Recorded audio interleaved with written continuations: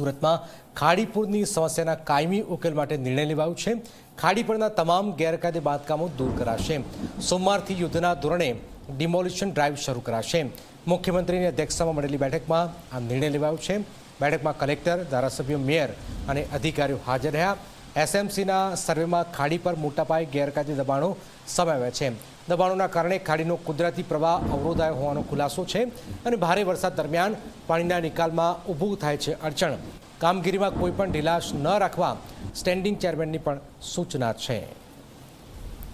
ચેતન વર્ષે જોડે ચેતન, જે ખાડી પર જે દબાણો જે છે કેટલા પ્રકારમાં દબાણ હશે અને શરૂ થવાનું છે આ ટૂંક સમયની અંદર?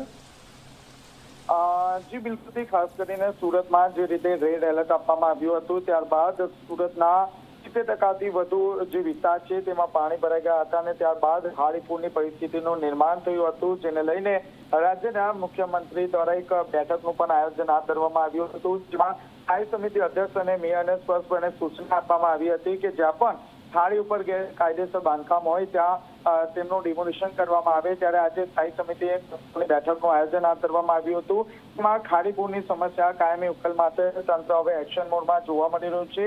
ખાડી પરના તમામ જે ગેરકાયદેસર જે બાંધકામો છે તે દૂર કરવાનો એક મહત્વનો નિર્ણય કરવામાં આવ્યો છે।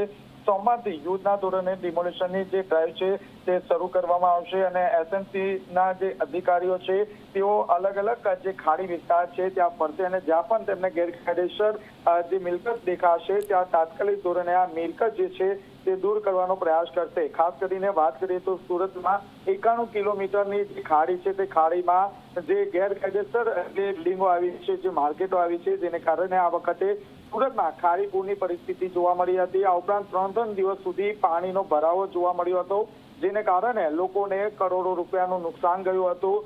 ફરીથી આ રીતની પરિસ્થિતિ ન સર્જાય તે માટે આ વખતે જે તંત્ર છે તે એક્શનમાં આવી ગયું છે અને સોમવારથી આ તમામ જે ગેરકાયદેસર મિલકત છે તેમાં હથોડા ઝીકાશે। જી બિલકુલ બિલકુલ, આભાર ચેતન। તો આપ જોઈ રહ્યા છો કે સોમવારથી યુદ્ધના ધોરણે આ ડિમોલિશન ડ્રાઈવ શરૂ થશે।